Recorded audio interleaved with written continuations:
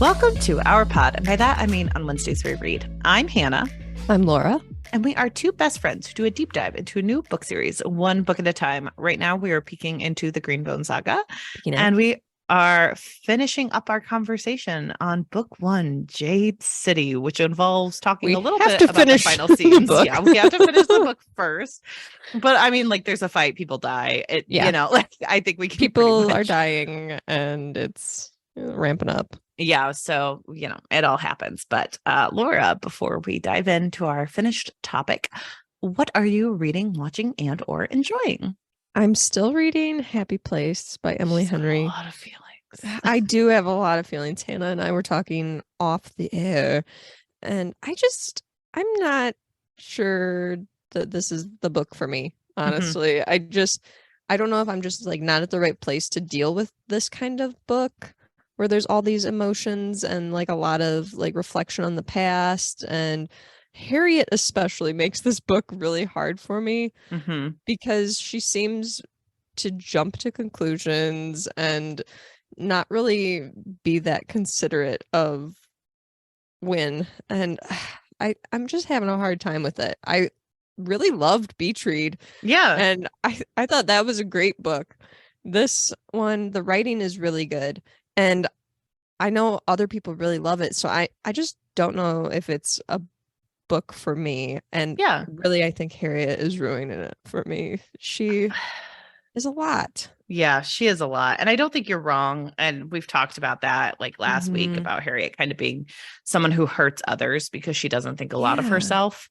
And how harmful that can be if you're not focusing on other people. But it almost makes her like oblivious to what other people are going through. And they bring that, the author brings that up, that she's kind of recognizing that, oh, some of the other characters are going through a lot at the same time, that they're dealing with their own individual stresses. And it's like coming to her slowly in different pieces, like, oh, they're actually going through something. I hadn't even been paying attention because I had been so absorbed in my own little world and trying to basically torture Win while we're like putting on this whole ruse. And all of that is not great. I do think that there is kind of a good conversation, and Emily Henry's done this before. I probably think it's a little bit less effective, but she does a good job of showing like how you can be supremely selfish when you're going through a moment of crisis. I think Harriet is a very like okay person overall. Like throughout this book, it almost feels like she's doing pretty okay. And so it feels weird when she doesn't recognize that other people aren't okay. Right. And we're being told more than shown that Harriet isn't in a good place. Like, it's like, she's like, well, I'm brokenhearted, but then she's just awful to Win. And we're not really seeing her brokenhearted. Like that's exactly it, where it's like, we're supposed to assume that she's not doing well and that she's in a bad place, but nothing else really points to that. All we know that has put her there is this breakup, and we can't really figure out anything else beyond that, whereas like other characters are dealing with like stresses of jobs and like big upheavals in their families and loss, and it's like she's not recognizing those things. She's so focused on this breakup, and I can understand a breakup also being really bad, but when it's like the central focus, that's all there is that we can pick out, and the breakup at this point 70% in still doesn't make sense. It's like, what is, I don't know. And it is one of her weirdest choices, because like I will say this I will say though, I do enjoy the back and forth way that she tells this, where we go from like real life back to a happy place, where, and I do really enjoy that, like glimpses into the past that way, how she's telling the story. I think that's really creative, but I just think that Harriet is a difficult character for me, and it may just be like at this point in my life that I'm just not vibing with Harriet. So, well, I will also say that you bring up a good point about romances, which you can be in the wrong period of time to read a romance and it can hit you horribly. And I do think romance is like, as long as they're written well, like you said, most of them are pretty good. It's just like, it is a taste in the moment kind of thing, where like, I think so many people loved like Danny Brown, like the Danny Brown of the three Oh, yeah. trilogies of the Brown sisters. But I That think was my our favorite of those. Oh yeah, that was your favorite. And my favorite was definitely Eve, because at the time I was going through a piece of transition in my life where like Eve felt very realistic to me and I just felt pulled to her. Sure. But like in another world, I think like Chloe Brown could have been my favorite, or Danny Brown, you know, like it just happened to be what I read in the moment. And that's also like similar to Emily Henry, where I feel like everyone's favorite is very much based on where they're at when they read those books. So like Beach Read was so important and fundamental to me that like I have rose colored glasses when it comes to Emily Henry, but also like I didn't like People We Meet on Vacation because I didn't like that kind of love story when I was reading it. And but I loved Book Lovers, but like Book Lovers is our friend Ronnie reads regularly favorite because like it's very much at the place she is in her life right now where that book feels to like say a lot to her. So I do like that, like in romance, there is a certain level of escapism, but there is a certain level of wanting to be seen in the novel and feel something in those novels because they are about making you feel happy and making you feel and like they are so reflective of like real life anymore, where it's not just you. I don't know why, but I used to always like kind of assume that romance books, and tropes occur like this for a reason, but like a lot of the romances that I remember seeing, like the mass markets with like the shirtless man on the cover, they were literally almost fantasy-esque. They did not really depict real life situations. They were a woman falls in love with a Saudi prince. Like, yes, in so many of those books. Yes, exactly. Where it's like this situation would not happen. Whereas now the romances that we get, it's like these things are very real, and this is like why we are asking for more diversity and things to be represented, because people want to see themselves in these books. And even like, though I can't like really see myself in any of the characters in this book, it's still a thing where it's like I can really find myself in the setting and know like this is not hitting right for me and it doesn't feel right. I don't like it. Whereas like when I read Beach Read earlier this year, I was like, this is an excellent book. I really enjoy it. And I really think that you're right, that when you're reading a romance, it's more along the lines of lit fic anymore, where people kind of react in a certain way based on where they're at in the moment versus just like, I just need a happy book. Yeah. They've like kind of expanded as a genre and reached into all these other because places. I think they have it, and I've talked about this, where I don't think Emily Henry is necessarily a romantic writer. I think she is a women's literature writer. Yeah, and women's fiction. I think we just haven't had women's fiction in a really long time. And so the romance genre has kind of co-opted that. And I don't think I think as long as we get these types of books, I'm fully happy with it. I don't mind, but I don't know. I hope some of these women's fictions get to stop having to have happily ever afters, because I'm actually okay. Like, I would be okay with Happy Place, like, because the romance, it has to have a happily ever after. That is a rule of these books. So I'm not ruining anything. But like, I would have been okay if this was just coming to terms with the breakup where you loved each other and it just wasn't going to work out and you find your community again. I think that that's also a very good and very valid much type like of a book. lit fic thing where you have a book that will be really emotional and like gut you, and there's resolution, but it's not necessarily like a happily ever after. It's a lot of times just like, well, they're kind of coming to terms with how things happened. And honestly, a lot of my most favorite treasured books that I reread are books like that have no happily ever after, and they're just a moment in time. And I do think that maybe if we started kind of relabeling some of these books and letting authors like Emily Henry, who I think would do a great job writing some of these things, you know, where there's no like happily ever after, it's all rainbows and sunshine at the end, just like end with some gray, chop it off and end with some gray. I think that it would make things a lot more interesting. Right. I agree. But I will say I am very interested to read some of her other books now after reading this, because it is such like, honestly, whiplash to me. Oh, going that is from fair. Beach Read to Happy Place. I probably will take a break from romances for a little bit, just because I'm just like, this is a lot.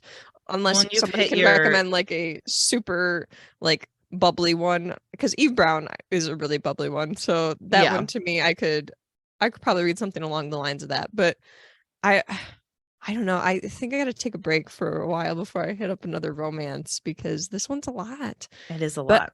I'm really curious though about her other books because the way that they hit people is so different. And just like the whiplash that I have going from Beach Read to Happy Place, I'm like, what am I to expect with these other books? I don't know what these characters are doing.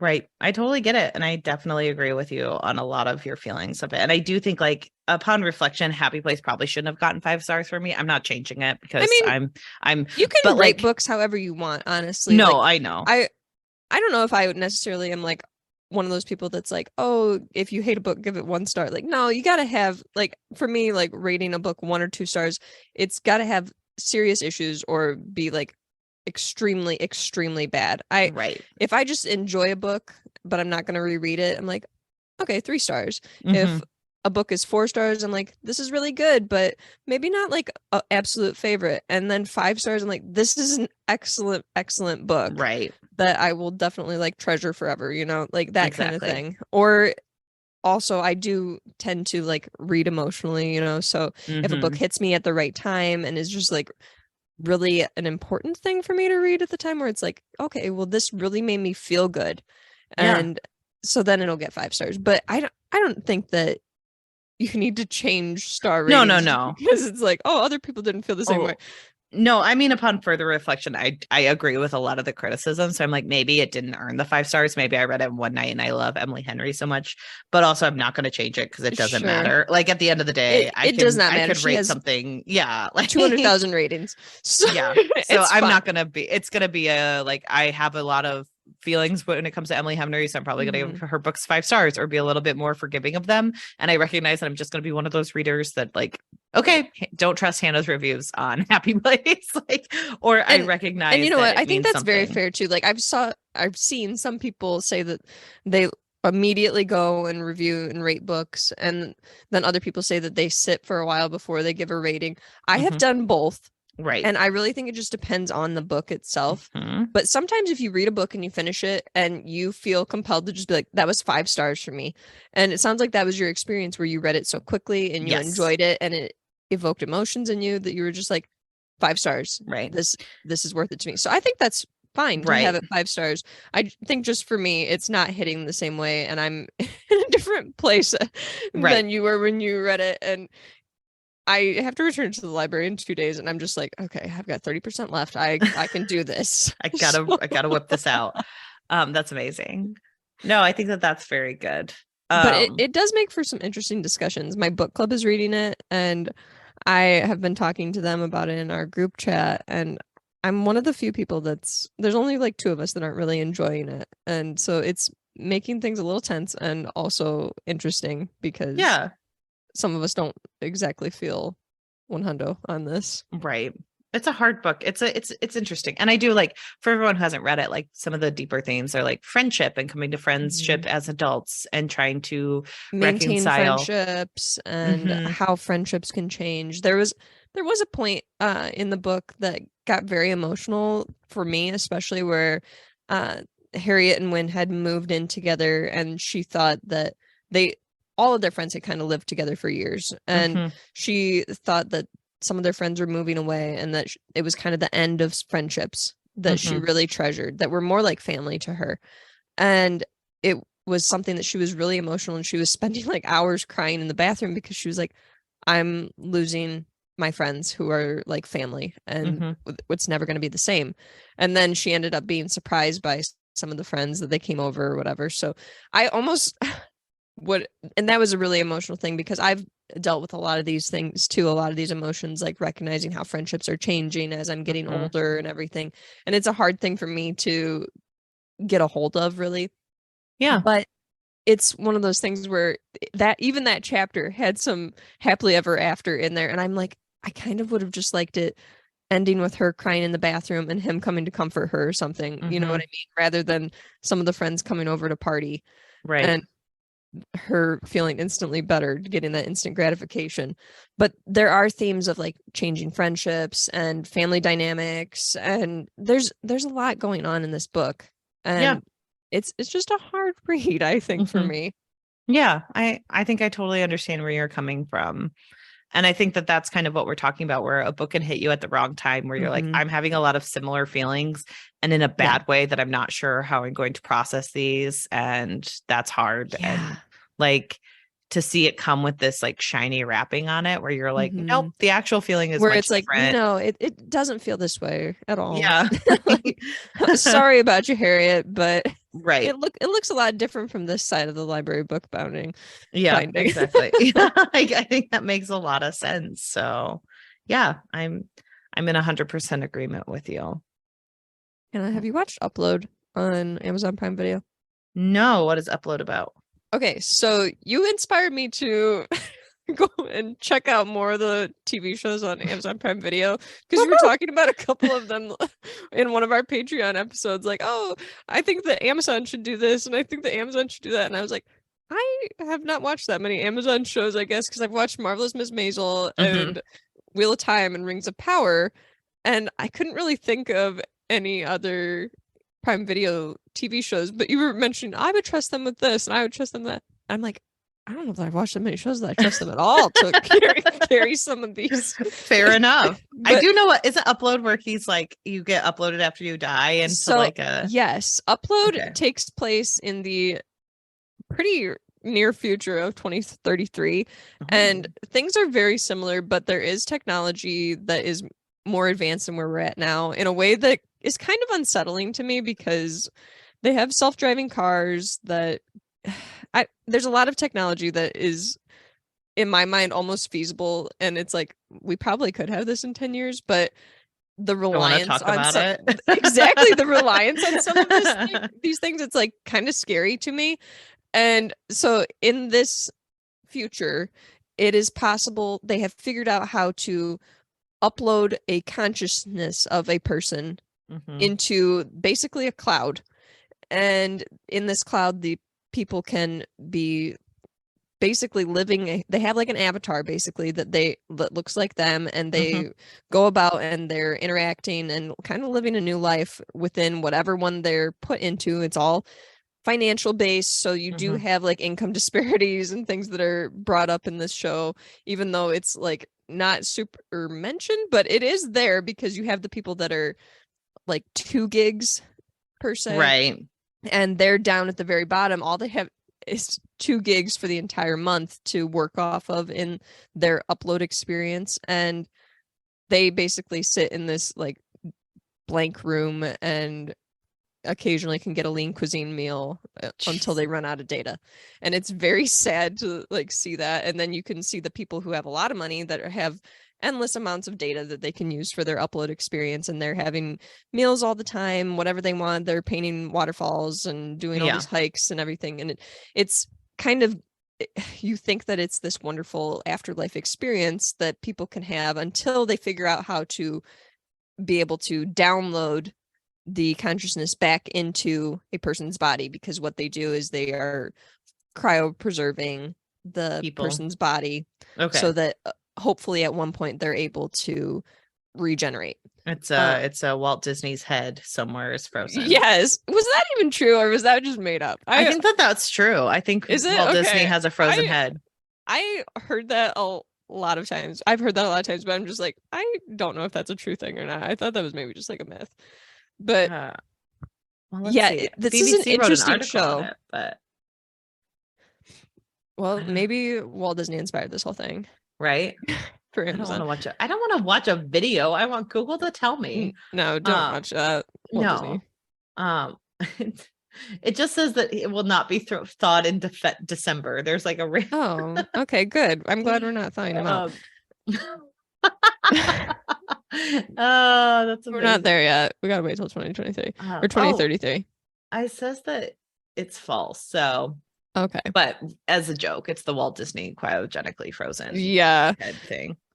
I will say Upload is very interesting to me, but it's one of those shows, like I said, that has all these different things that you have to think about, and I'm questioning a lot of the technology as far as like ethics goes, right? Because there is a lot of manipulation that can occur based on people's financial background, and their family status, and the main character is manipulated a lot by his girlfriend, who is pulling all the strings financially. Right. And she ends up doing a lot of bad things. You find out that maybe the main character's death is not so accidental, clear cut, that it's not quite an accident.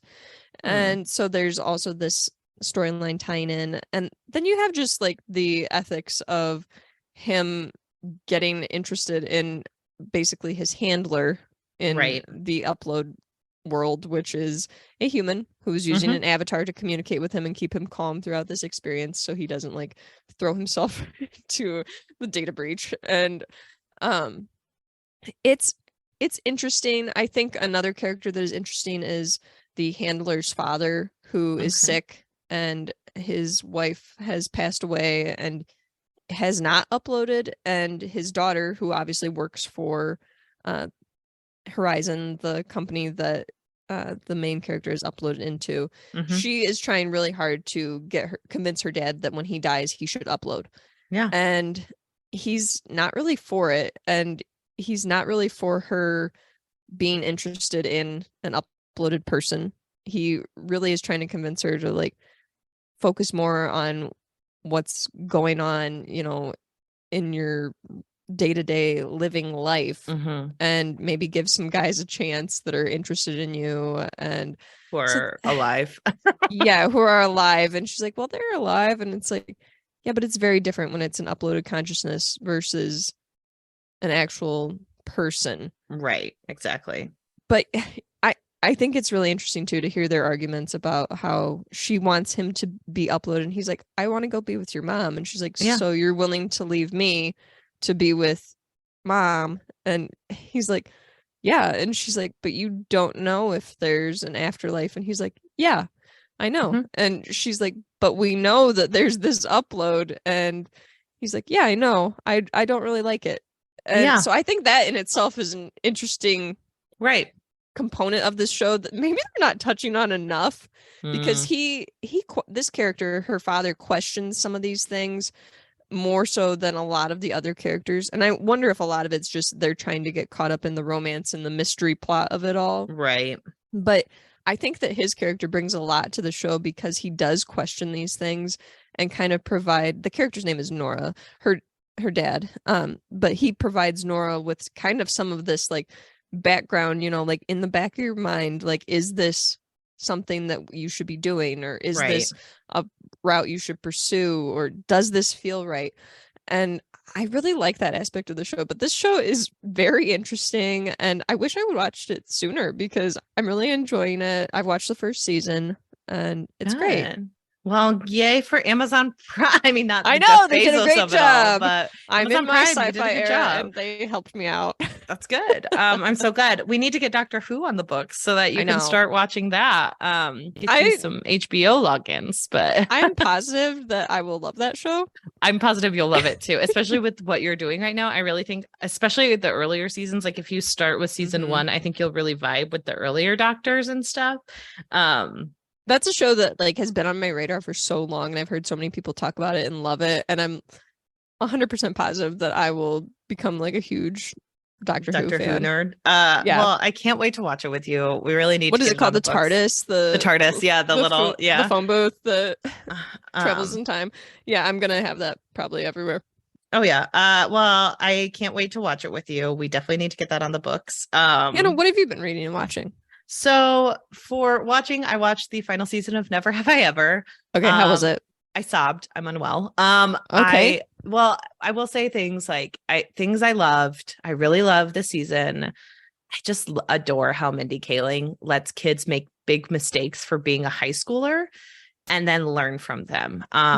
This season, one of her friends, who's kind of been like the mainstay friend, who's like never done a thing wrong, makes some choices where I'm like, oh, that was really bad. Like that was really bad as a high schooler. Like you really did something that like you should have told your friends about. You shouldn't have kept this a secret for as long as you did.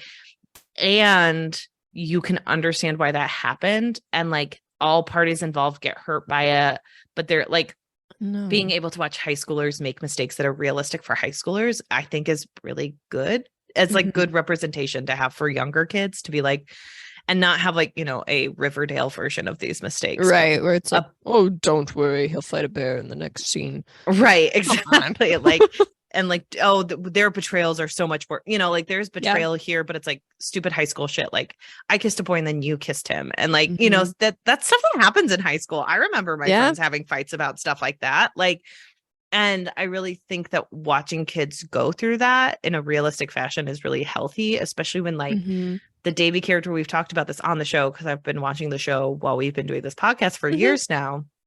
There are certain moments where you feel so bad for her. And there's some certain moments where you're like, man, you really messed up. Like, what were you thinking? And so I do think it has that heightened choice a lot of the time. And it has really grounded choices. And I really appreciated in this, like, there was a lot more grounding of like, hey, you may have been a mess in high school, but like, we did stuff because you were messy, and that's not a bad thing all the time. And like, yes, you need to learn to calm down, but like, you are still you and you have value. Like, I love that kind of stuff.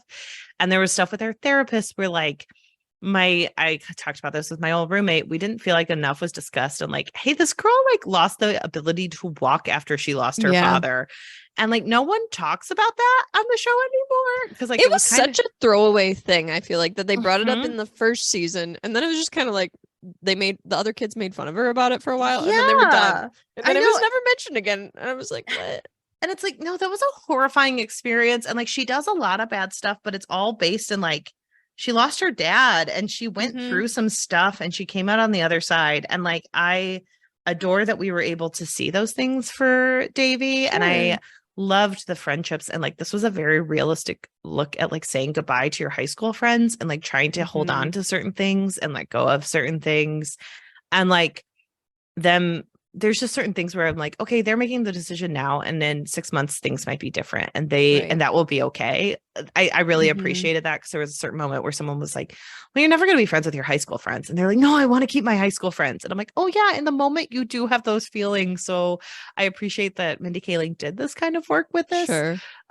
There are some harmful, because it's a Mindy Kaling show. We just talked about some of her internalized stuff. There's way too much about teenage romances. I'm sorry. These kids will never make it past 5 years. Like, they're not going to end up together. I don't need to see them end up together. Though, there are, I live in a small community and there are actually several couples that dated in high school that are still together in our community. And but the thing was, these were relationships where they started dating in high school. They went to the same college and then they moved back. Exactly. So there was never a breakup period. They never had a part where they were like away from each other, if that makes sense. Yeah, exactly. So, like, they're just together and they don't know life without each other. And so I don't care about seeing teenagers end up together. Like, I think it's cute, but there were moments I really liked. Like, there was a scene between two characters where one of them was like, I think, this is a small spoiler, I won't say who, but one of them is like, I think we're bad together. We're so insecure that like we make each other feel bad. And I don't want to do that. And I was like, that's so adult for high schoolers to recognize. And also, like, I'm glad that conversation happened. And then to see, won't they continue? I was like, no, like, just like move apart for a while. You don't need anything. Like, just be done. It's okay that you were done because you made each other feel bad. Like, I think that that's a very fair statement that's also something that happens to high schoolers where it's like, you always knew that couple who was really effing toxic. And just like when they finally broke up, it was horrible for all parties involved, but then they were able everyone to move like on. Breathed breath of fresh air and was like, oh, thank goodness. Thank God, like, you guys didn't need to stay together. It's okay to not be together anymore. And so there were some weird choices that they made for like comedy that I didn't like. One episode, the only fat character in the entire series doesn't know how to swim and has to learn to swim. And it's like, look, you have one fat character and he's the butt of all the effing jokes. Do you need to make him unable to swim? Am I terrible that I do not even remember that character at all? His name is Eric. He like plays the tuba. He's like one of those people who a big huge joke is he's so confident and like he's such a nerd. And it's like this is one fat character you have. And like there are certain things they give him, like he has a girlfriend, but like in one of the episodes he makes a joke about like letting his girlfriend have sex with someone else, and he's like a toxic bro dude. And it's like, why are you making this one fat character you have all of these bad things? Like, I think there's just a lot of internalized fat phobia, and yeah, I felt icky about it. I had 2 other people who we were texting about the show where I was like, the swimming episode, fat phobia question mark. And they were both like, yep. It felt that way. It felt like, look at this terribly fat person, especially do in sports. shows where there's a lot of teens. I really feel like there needs to be better representation of different body sizes. Yes. Because that is such a monumental time in a person's life where they're like trying to like create a self-image, you know, that really sticks with you. So and I really think it's important to have better body representation at that time. As someone who was a lot more straight sized in high school, like I got down to like a size 6 for like a week when I was in high school. And I am a plus size person. I grew up in a family full of plus size people. In high school, there is a certain stigma of, but you're young and healthy, why are you fat? Kind of going around, because like think about how much people talk about high schoolers' metabolisms, how like skinny high schoolers are, how athletic they are, because all they do is go to high school, eat, and do sports. Like there is already a huge stigma to being fat in high school. Why make those jokes? Like have more representation and have them just have them exist. Because like, guess what? I was a big kid when I started high school, and I was a big kid who was in cross country and ran 3 miles a day. Like there's no reason to show that these kids can't be like football players. I knew plus size kids who were football players. I knew plus size kids who weren't football players. I knew them who did track and discus. I knew them who had eating disorder. Like they're like kids who aren't skinny just exist. So why do you have to pretend that like only thin kids can be athletic, only you know, and it just doesn't make sense to me. I will say the funniest line is Paxton Hall Yoshida is comforted by his mother and says, "You are 19. You could make mistakes to this 32-year-old. You were 19 plus 10 years." So old. I'm like, that is the funniest line of this entire series.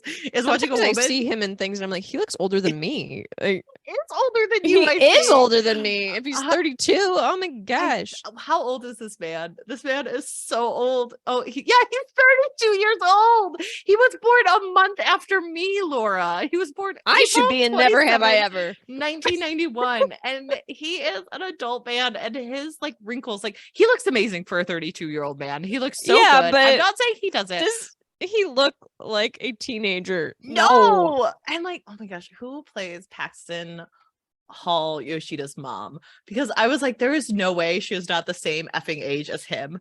Like, how old is Kelly Sullivan?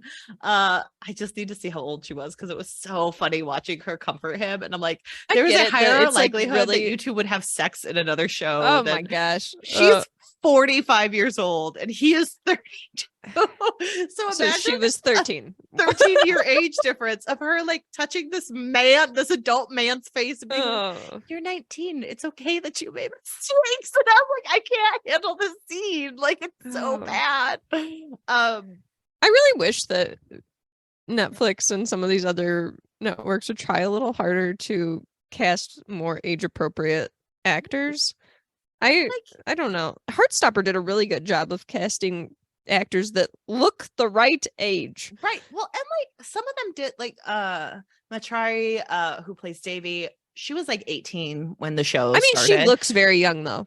And like the guy who played Benjamin Gross, he was 18 when the show started, so he looked like a child a lot. Like obviously they've aged a little bit, so you can see Trent like they look a lot too more old. Trent looks so old. And then I wanted to see her. She has like a new love interest this season, because of course she does. But I can't remember his name at all because like he purely exists. But I think we need to start moving more in the direction of casting like Heartstopper did, where it's like these look like realistic ages. And I get it that you have to cast above 18 just for, you know, like legal reasons. A lot of times dealing with child actors is much more difficult and their schedules are a lot more different and everything. But I still think that when you're hiring people in their mid-30s, like, it's bad. Well, he was 27 when the show started, but 27 is still still that's too close to 30. Well, and when he's acting off of like 18-year-olds, it's just it doesn't seem right. Like, it's just so apparent that you wanted him because he had good abs and he was a hot person. We're like, who is a part Asian person that has abs? Found him. He also wasn't originally Japanese in the show. They hired him, found out he was Japanese and spoke Japanese, and they made it part of his character. Oh, okay. So I thought maybe that they were looking for... This was not like diversity. They were like, hot man hired. Okay. So he was originally, because he's hot, not because of the diversity. Also kind of goes into the colorism issues of Mindy Kaling, because Mindy Kaling loves to show a brown woman with a white man. And so it was originally just her fighting over two white men. And just through a process of like hiring a good actor who was a million years old, did they get actual representation? Which sucks. But that's another issue. I will say I do like that actor who plays Paxton. He is very hot, and he should have some romance roles. He did in that stupid, awful Netflix movie, Love Hard. Except he still had the blandest toast role where he didn't really have any substance. He was just like, what? You hurt my feelings because you don't actually like rock climbing and lied to me by saying we have the exact same interests. He may be in an updated version of Roadhouse. Do you know the movie where Patrick Swayze rips out someone's throat?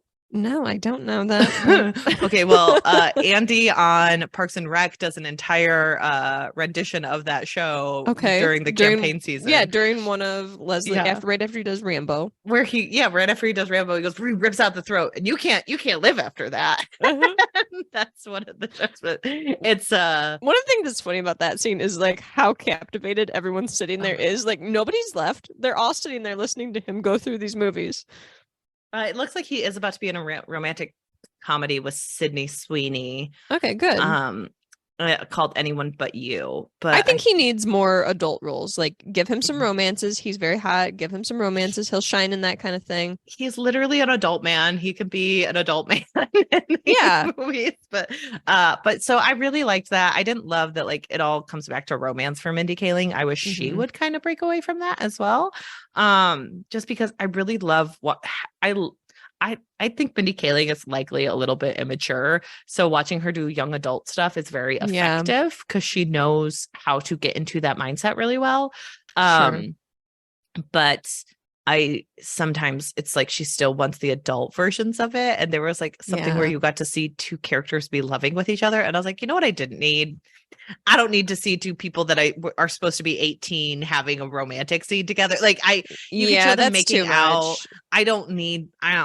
I don't think kids need to see it on this particular show. It made me feel weird. I was like, ew, no, thank you. Like, I know they're adults, but it's still pretty gross to me. So I think sometimes she could move away from that. If she wants to do that, write a romantic comedy, but like, it doesn't need to be in this children's show or teenager show. But overall, I mean, I sobbed. The dad stuff always gets me. Yeah, you know, what you gonna do? But then for reading, Laura has gotten renditions of the book I just read. Yay! It came out yesterday. Thank God we can all go get it. It was called The Party by Robyn Harding. She is a very famous thriller writer. So me dunking on her as hard as I am is going to do nothing to this woman. So I don't feel bad about doing it. But like, it's bad. So she wrote The Perfect Family. Did you read that book? Someone read that book. Someone read The Perfect Family, but it was really bad. She also was kind of giving up on thrillers. That's very fair. I should probably do it too, but I didn't for this one because I had like a pretty woman in water, which I'm always down for as a front cover.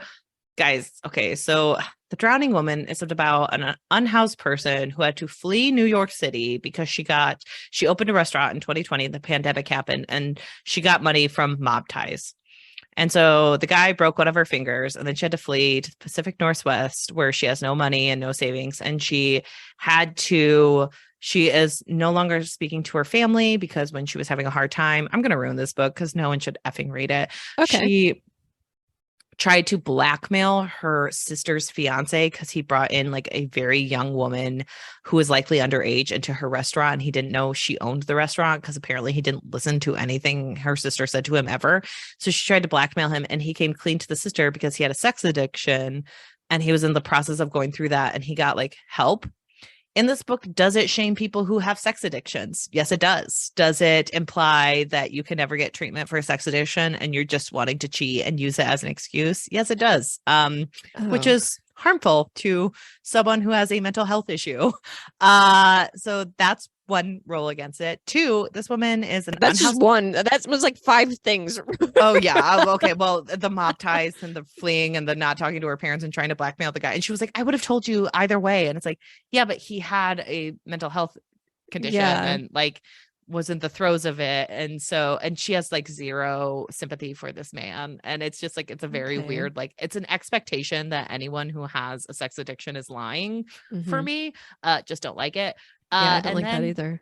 She's in the Pacific Northwest. She's unhoused. Are there a ton of harmful stereotype discussions of unhoused people because she's quote unquote one of the good ones because she had a job before she became unhoused? Yes, there are. Cool. The first couple pages, she is robbed by meth heads who break into her car. Obviously. And she's just a poor white woman living on the streets with a knife because she's in danger of meth heads and getting raped. It's talked a lot about. Of course, there are dangers to being unhoused. Are there more dangers to people who are marginalized? Yeah, there are a lot more dangers to marginalized people than there are to you. But we don't want to talk about that. We want to talk about the pretty white woman who has to sleep in her Toyota Camry, because you do find out, I think it was a Corolla, Toyota Corolla. The smallest car you can have. Yes. And she's living out of it. And so after she gets robbed by meth heads and has to save up money to get a new window so she can sleep safely in her car, which of course is a danger. It is hard to be going through all that. But she starts sleeping in a ritzy neighborhood because she's white in a car. Because no one will question it. No one will turn her in. A woman tries to commit suicide and she saves the woman from drowning. Also very hard to drown yourself, but this woman tries to drown herself in Puget Sound after screaming. And this had she saves her. And then the woman is like, well, I have a husband who's a sadist. And that's immediately what she tells this woman after she almost drowns, just that sentence. And so then they start relying on one another. It's the worst conversation of my life. I read it to Laura and Laura was like, where's the pause button on Hannah reading this to me? She ends up like trying to help this woman as a battered woman. And throughout this book, there are just so many harmful stereotypes about battered women and unhoused people and the way people can get taken advantage of. And I think a huge part of this is like throughout this book, you don't actually see the husband do anything bad. You just have to like hear about this woman recounting bad things that may have happened to her or like happened to her. Not may have, they did. But like she never goes into any great details.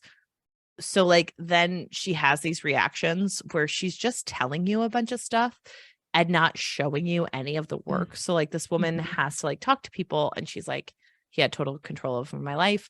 I don't know how a bank account works. I don't know how credit cards work. I don't know.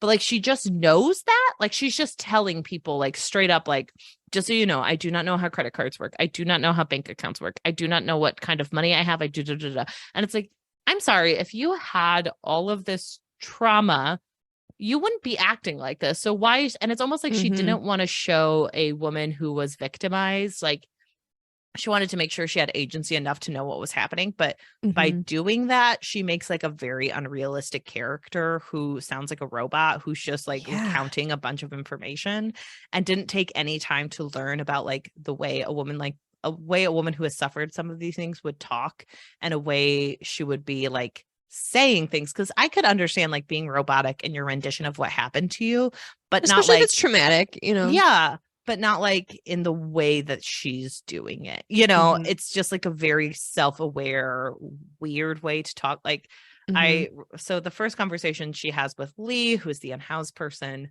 she's like, you shouldn't have saved me. And she's like, why not? And she's like, because I shouldn't be alive. My life is terrible. And Leah's like, her life is terrible. My life is terrible. And then she's like, my husband's a sadist. And then doesn't expound on anything at all. And that's it. And Leah's like, something inside me told me that was true, that her husband got off on degrading her. And I was like, what? How? Like, I'm not saying that, like, yeah, if someone told me their husband was a sadist, like, I would probably have like one or two follow-up questions of like, what do you mean by that? Like, how do you mean? And so, but then like the author goes totally hard in the other way. And she was like the next time they meet, it's the funniest line I've ever read on a book. Cause like a day before she's trying to drown herself. She's like, you messed up. My husband's a sadist. My life is so hard. And the next day she just knocks on Lee's window and she's like, I know I didn't think I realized I never thanked you for saving me. And Lee's like, it's fine. And she's like, I thought I wanted to die, but I didn't. I'm grateful you found me when you did. And I'm like, it's been 24 hours. What is going on here? And you do find out that there's more to the story because like it switches between their two perspectives. But the way that line reading, I'm like, this is just baffling. Like, it's not even leaving me a breadcrumb. It's just like the dumbest thing I've ever had to read. And then literally she's like talking there, like, how are you unhoused? And like Leah's like, oh, all this stuff happened to me. And like the pandemic hit. And she's like, the pandemic hit a lot of people hard, but Benjamin made even more money. And I'm like, why would you say that to an unhoused person? Like, way to be a dick. Like, come on. Don't read the room at all, Hazel. Like, you're just sitting there on a log with this poor woman who's living in her car being like, we're all aware that the rich got richer. I know. Like, way to bring it up. Weird. And so then she also tells them like there's a total power and exchange contract between her and her husband, which is just an agreement that he has total power over her life.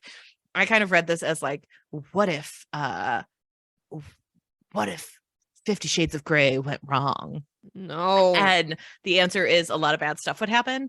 And she like, I feel like Robyn Harding read about total power exchange contracts and wanted to tell everyone she knew what it was, because she repeats it like every 50 pages where it's like, it's a total power exchange contract. He has all control over my life. But then she also doesn't want to like anger the kink community, where like every time Hazel says that, she's like, if he had done it right, it would have been totally okay. And it's like, okay, but you're still using a term meant for the kink community to describe certain types of relationships that have consented them, and you're using them in a very harmful way. So like, you're trying to eat your cake and have it too. You're not doing I shouldn't be laughing about this. I'm just laughing because it's one of those things that authors do sometimes where they fixate on one thing like that and then they mention it so many times, where like a certain phrase or word, and they'll use it thousands of times and it's like, we get it, we like, know what it is. Shorthand it for the contract. Like, you could just say, did you find the contract? But she's always like, did you find the total power and exchange contract? And it's like, who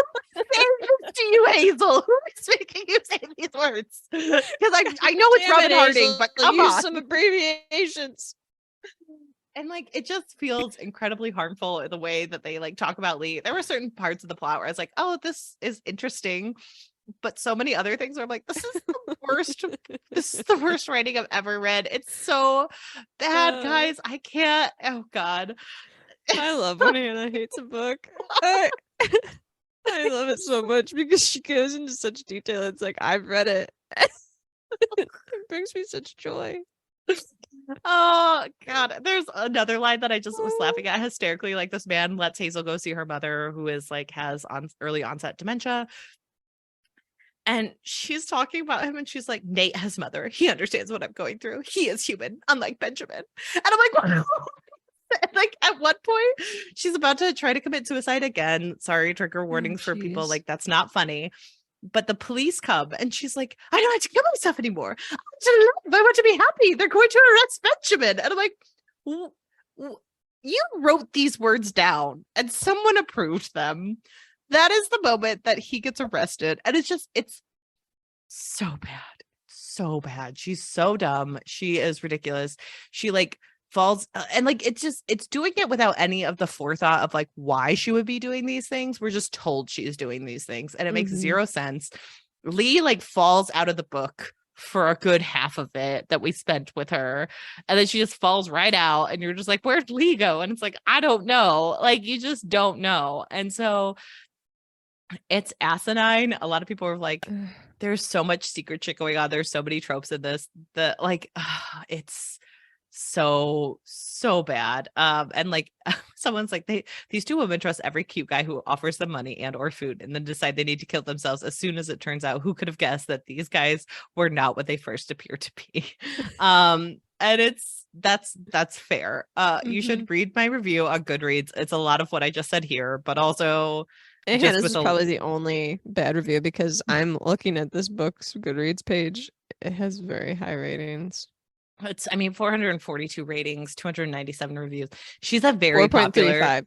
She is a very popular thriller author. I posted it on Instagram and someone was like, oh my God, this reads exactly like your review sounds like it's just as bad as her other book, The Swap or whatever. So once this actually comes out, I think the ratings get tanked a little bit because she does not have a book that is over like 3.72.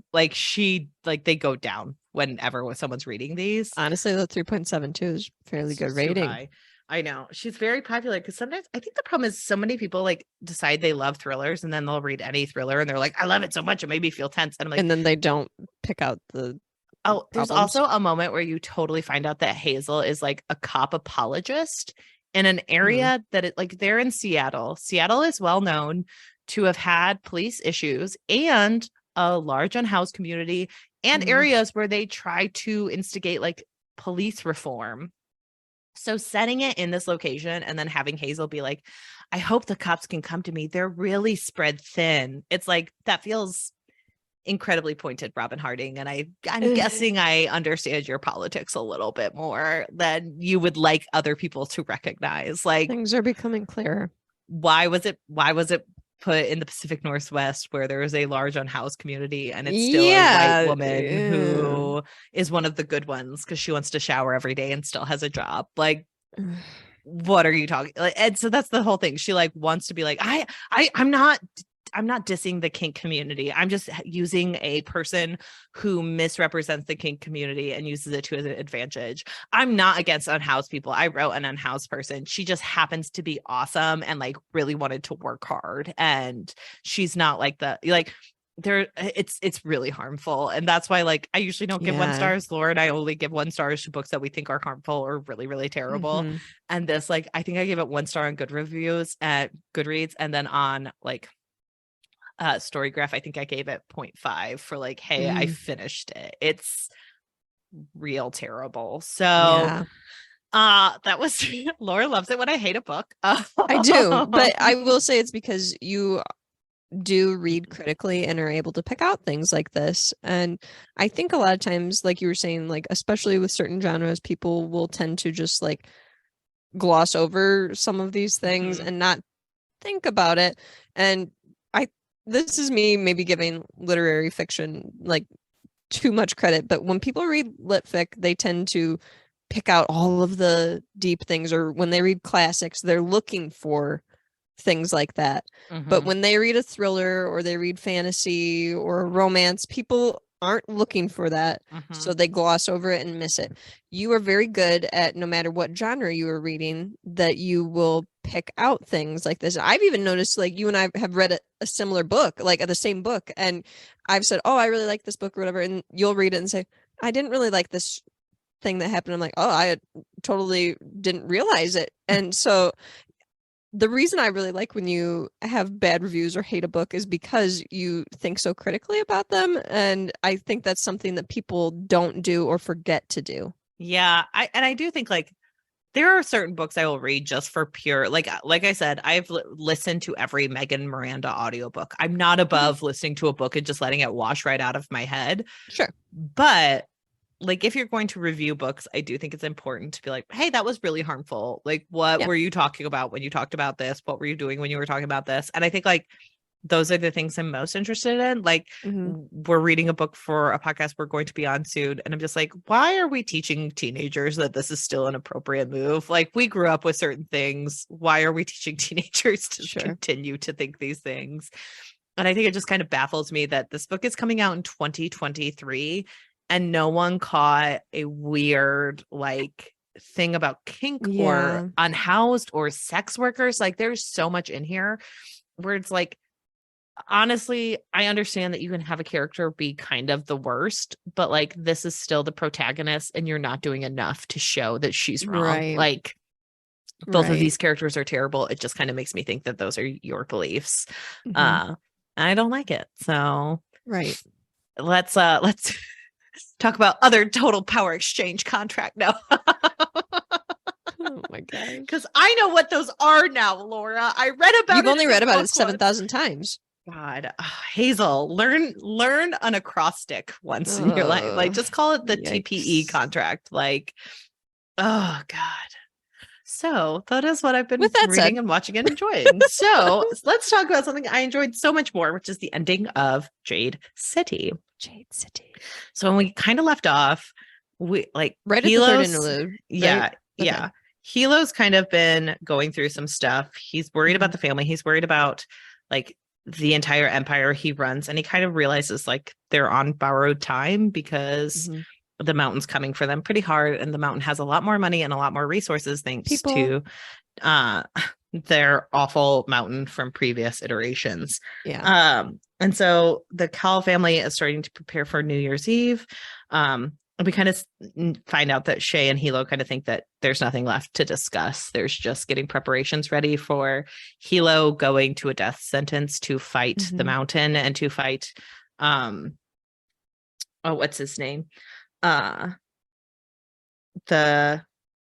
Gaunt Ash, because Gaunt Ash will give him a clean blade if he comes to him by New Year's Eve. And so Hilo's just kind of trying to convince the Makes not to go after the mountain afterwards, to kind of have Shay transition as much as she can and make sure as many people can be saved as possible.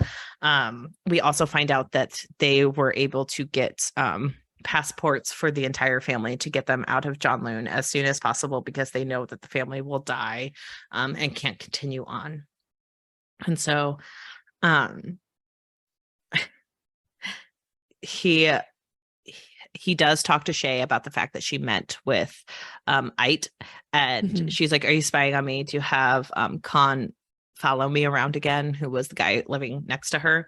And he's like, no, he was dead. He got killed at the Twice Lucky. But the way that he responds to this though is like so clever, because he's like, your reaction just answered my question. Like, I had suspicions, but you confirmed them yourself. So And he also kind of just is like, I really underestimates family. She doesn't understand what it's like living for each other.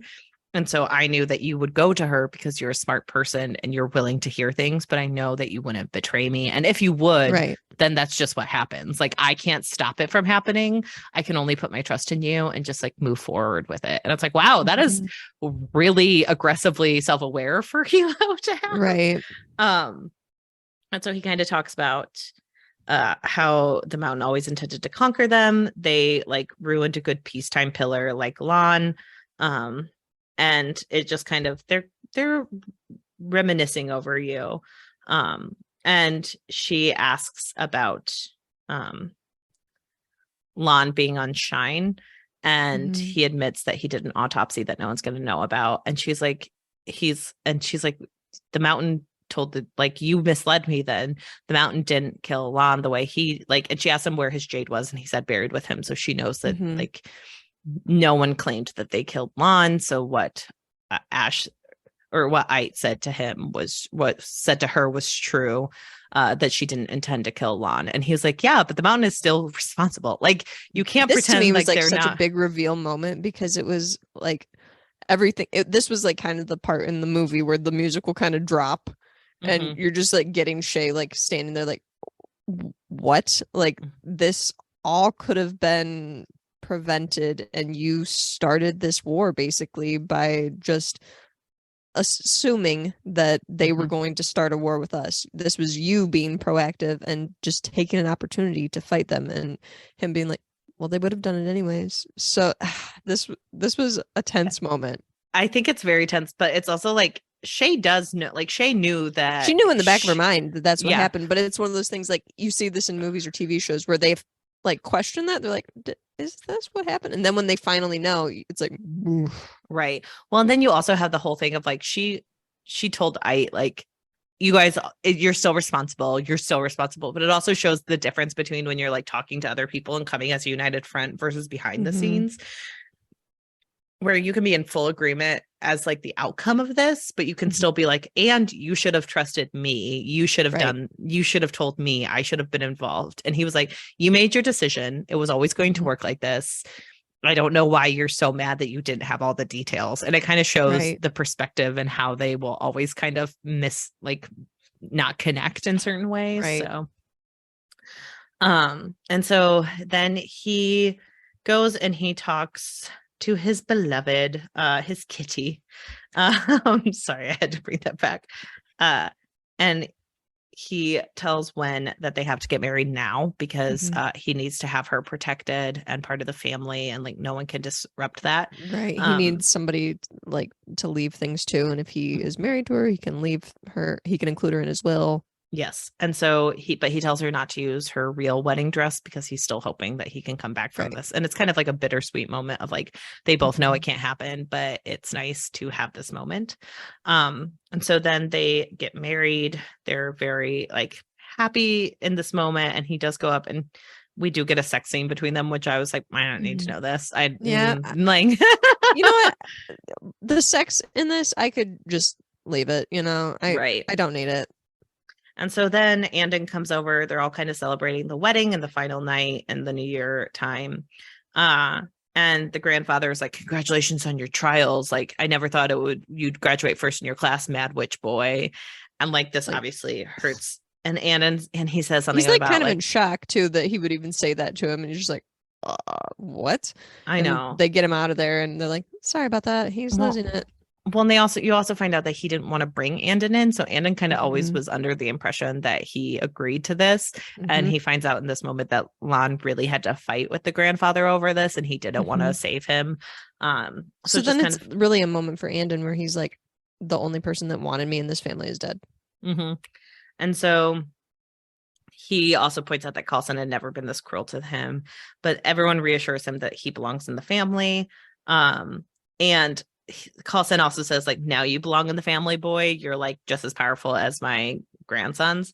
And it's very much like hard for Andon to hear because it's like it's showing that he's only useful for as long as he is a soldier to this family. And so they kind of talk about how we find out that Andon's supposed to drive Hilo to the fight. And they're kind of like, it's your choice. Or like, you don't have to do this. And he's like, no, I understand. It's my choice. Like, I serve the family and I won't let them down. And so he does take his oaths with Hilo that night, even though he like hasn't attended graduation yet, because he is becoming the driver to Hilo in this moment. So he has to be one of his men. But it's all like a secret. They're trying to use this. What is it called? Aisho, yeah. They're trying to kind of manipulate this whole situation and be like, oh, we have our younger brother, that's involved, but you can't attack him, can't touch him because of Aisho. And then secretly, he's already taken his oaths and is a member of the clan. Loophole. And then we're to the chapter Be Like Baishin, which we found out about in the last interlude. So they drive and he's like, don't damage my car on the way back. It's like, really, Hilo? He's just trying to like kind of keep calm and be in control of the situation. And he's like, and Andon kind of asks, like, why aren't one of the older men driving you? And he's like, you saw how upset they were. They can't handle if I die. Like, you can keep a calmer head. You're one of the family. I trust you. And so they go to the Twice Lucky, which is a appointed place for Got Ash to pick. And they kind of discuss, like, have you tried the squid balls? It's Hilo's favorite. And Hilo says, like, you still want a duel. I'm giving it to you right now. And Gaunt is like, that wasn't the offer. I'm not so selfish as to risk the outcome of a war in a single duel. And so he's like, we both know the mountain will defeat No Peak in the end. Why let your loyal followers throw their lives away for you? If I were in your position, I would think of the selfless example of Baishen. And Hilo's just kind of silent about it and thinking it through. And they ask if the cousin knows his place for this. And he's like, oh, he knows. I trust him to stay out of it once it starts. He's to bring back my body to the family. So it's like he has a purpose for this, and he must stay protected. And they promise, like, and Hilo says, one other thing, I want you to finish it. I merit a clean-bladed duel, and instead you give me this, which is like he has to fight a lot of the fists and fingers and everything. And so he's like, the least I deserve is a death of consequence. So like, Gaunt Ash wants to rip him to shreds using other people, and Hilo's like, fine, I don't really have a leg to stand on here, but like, you have to I'm outnumbered, but yeah. And so they start fighting with him. Hilo's kind of holding his own in ways they didn't expect, where it's like, really? Like, you didn't think he could take out some people?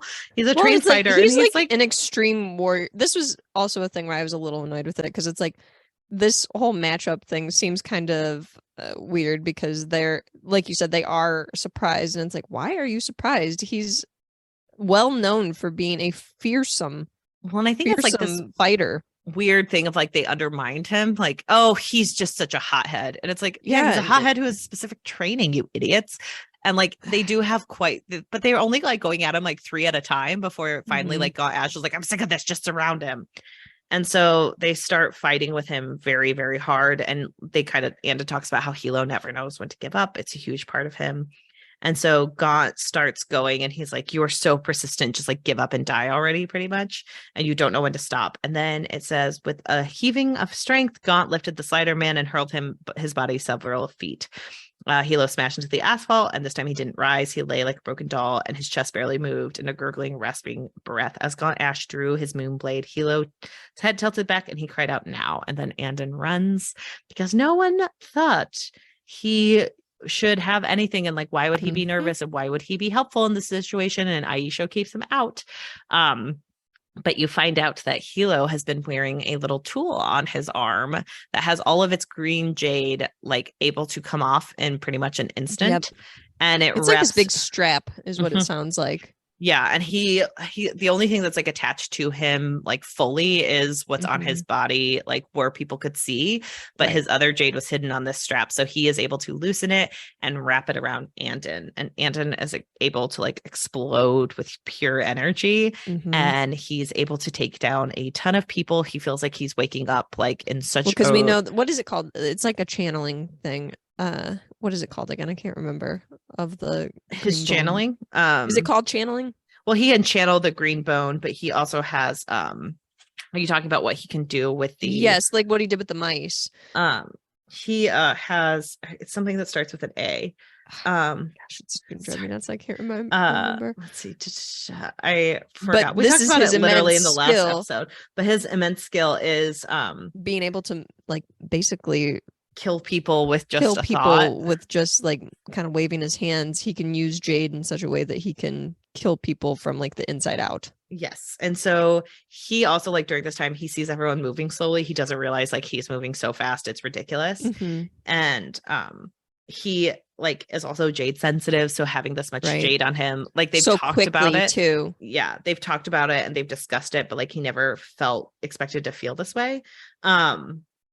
And he is able to fight them off, and like and Hilo reminds them that Baishin came back from the dead to kill his enemy. So they kill all the mountain fighters, and in using like his very specific talent. And Gaunt is dying, but Andon also feels himself dying too with Gaunt, because like killing a man is incredibly difficult, and it's like he feels all of his pain and everything going on around him. And so he kills This is a great scene overall. I mean it's very violent, but to read it is captivating. Yes, it is so freaking good. And so everyone dies, and then Andon collapses, and all of a sudden he wakes up in a hospital bedroom. Hilo kind of talks about how he took everyone out. Ash is dead. It really blew something back from the mountain. They've lost a lot of their traction. They're kind of like sent reeling back, and they have the loss of their not their mountain, their horn. Yeah, the loss of their horn is a huge blow. And especially when he's like someone that's like kind of almost become legendary. So Andon finds out he's been gone for 5 days, and like no peak has prevailed. Everyone's like, they've kind of been able to push them out of certain territories and get everything back. And Andon tells Hilo that he feels empty and strange, and Hilo's kind of like, that's just jade withdrawal. Like, everyone goes through it. You just had a lot, so you're sent reeling. It's like, don't worry, we've got you hooked up to Shine. It's fine. Yeah, and that mortifies him as well, because he has bad experience with Shine, and like he is traumatized by this, and he's like, I have to use this to get back to normal. Like, you put me in this position. And Hilo's like, don't worry about it, just rest, it's totally fine. Like, the doctors agree that you'll be safe, and like this will be okay. But he has like a feeling of like, I want more jade, I want it now, and he's worried it's the itches. And Hilo's trying to comfort him, being like, we all go through this. But Andon is like very specifically, like, he believes that this is unique to him based on his background and based on his shine sensitivity. So we go to graduation day, and everyone is like very excited that Andon did this. They're all praising him. They're all like falling on their feet over him. He's a hero. They started calling him Andon Jen. So like they're just very respectful of him. And he feels like very conflicted of this. He kind of sees a lot in how much he honors like the Greenbones now after having so many like realistic concerns about them. And he just feels very complicated about this. And he's sees like, that, why is this the thing that kind of changed people's perception of me? I don't like it. Yes. And so they all take like oaths, and they all go through graduation. And it talks about how like Lot never wanted to follow in his father's footsteps, but now they did. And he like, it's like the calls are now my family, and like everyone sees it. And when he goes to go up to graduate as the like best person, everyone starts chanting top of the class. Yeah. They start chanting Kaljen, showing like he is part of this family. And Andon goes to take up his jade. He gets an extra piece for graduating top of his class. It's like a big piece. And he like feels how much he wants it. And he just says, no, I don't want to be a Greenbone. And he leaves. And we cut on over to Hilo's POV, and it's intense. Hilo makes so many mistakes in this moment where he's like, Andon is obviously traumatized and just killed a bunch of people and needs support. And Hilo is kind of like, you embarrassed me. You embarrassed the family. How dare you? We gave you everything. We gave you our name, and you've just like spit on it pretty much. And honestly, when I was reading this, I was very worried that Hilo was going to just kill him. And Hilo, he's like, I don't want to be what you're making me. And Hilo's like, what, a part of the family? And he's like, no, a weapon. Like, I'm sensitive. I need help. And you're just, all you can do is think about ways you can use me as a tool. And I just don't want this. And he like, we learned that Andon's also thinking about Shay's stuff of like, it's all or nothing. You have to walk away early or you can't do it at all. Right. And he's like, I am way too sensitive to this. I enjoyed killing too much. The mountain knows that I'm a threat now. And like, if I wear any green at all, it's just like a huge target on my back. I just can't do this. And he like, also is like thinking of other people too, because he's like, I'm going to be very dangerous. I know that I will develop a bloodlust. I can't do this. I fear for the other people around me if I'm wearing jade. So it's not safe for me to do this. And so Hilo says he's not part of the family anymore. And Shay is like, she's like, Hilo, don't do this right now. Like, let him calm down. It's his decision. And she's trying to intervene. And he's like, nope. And then he calls him a traitorous mongrel, which is this is a heartbreaking moment because it shows like, it's kind of what people talk about when it comes to showing support for a community, and you only do it to the extent they serve you. And then you immediately turn on them, because calling Andon this is hitting him where it hurts most, where he like has a lot of feelings towards that. He and Hilo does it immediately to Andon, and it kind of just like, it shows that it belittles a lot of the relationship you've seen between Hilo and Andon before this moment, because Hilo is the one who wanted to convince everyone. He was super friendly with Andon and he super supported him. And then to immediately cut off all ties because Andon didn't fall into what you wanted him to be, it's very rough. And so Andon runs to Lan's grave, and he apologizes to him for not being able to save him and for not doing what he needed him to do. And Shay, I'm gonna get emotional because I just watched Never Have I Ever and I've been crying a lot, but Shay comes up and she was like, he was always proud of you. And like, it's a moment where they don't get along, but she knows how Lan felt about him, right? And so it's beautiful. Shay handles this situation, I think, with the most poise, because obviously Hilo reacts extremely poorly, and you do see that whole bad way that he has expressed how he truly feels about Andon's relationship with the family. But Shay handles this in a way that I think is much more collected, where she comes at it from a more understanding perspective, because she can kind of see that he's experiencing a lot of grief and Right. conflict with what has happened in the past few days, and that he also has a lot of baggage and trauma when it comes to being in this family and being a greenbone.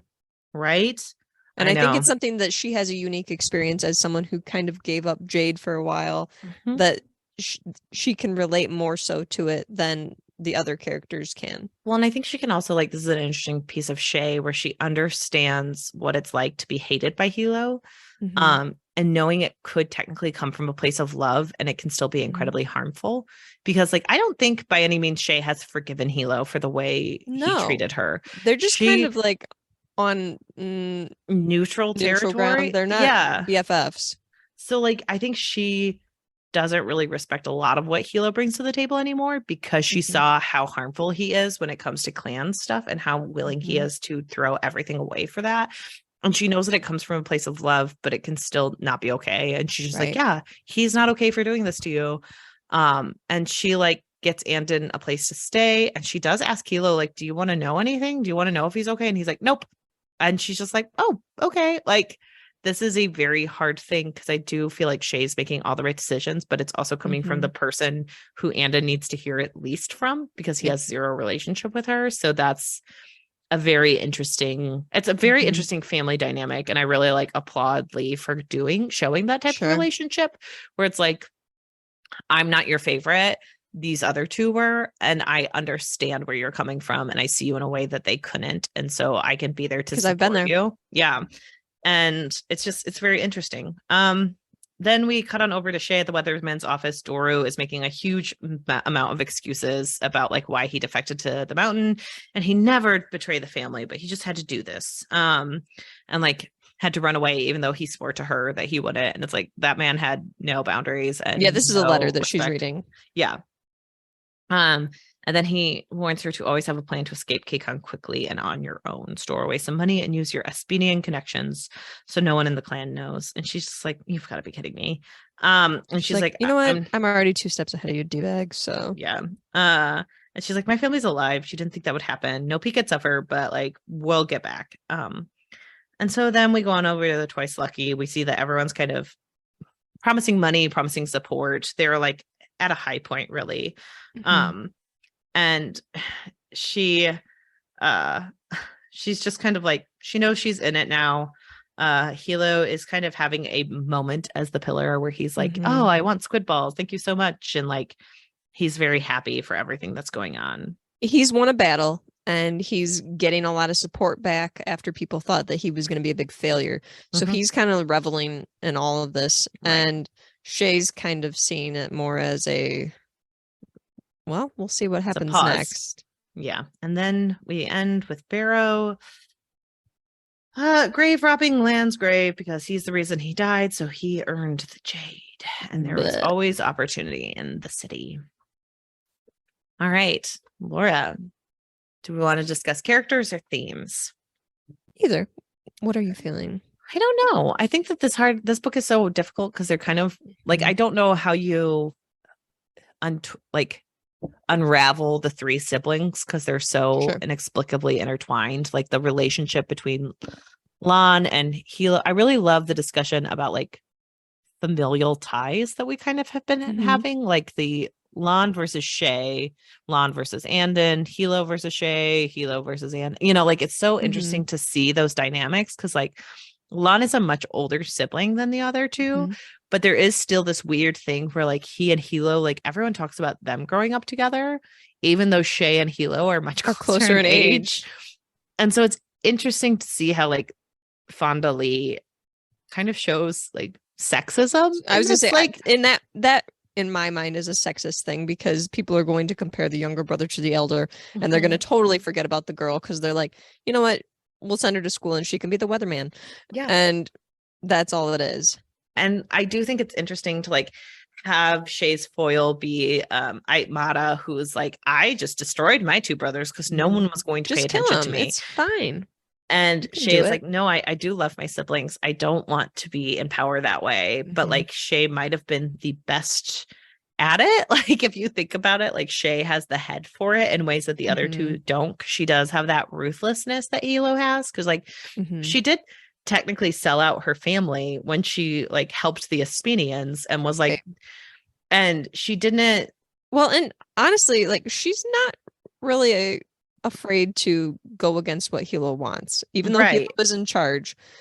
Where you would see the dynamic between Hilo and Lon, Hilo would implicitly listen to Lon as the pillar, but as weatherman to Hilo, Shay is not too worried about going behind his back or being like, no, I'm gonna do it my way. So it does feel like Shay would have been the best, because like I do think Lon was a great peacetime person, but also there isn't enough structure, and the way the system was built wasn't for peacetime.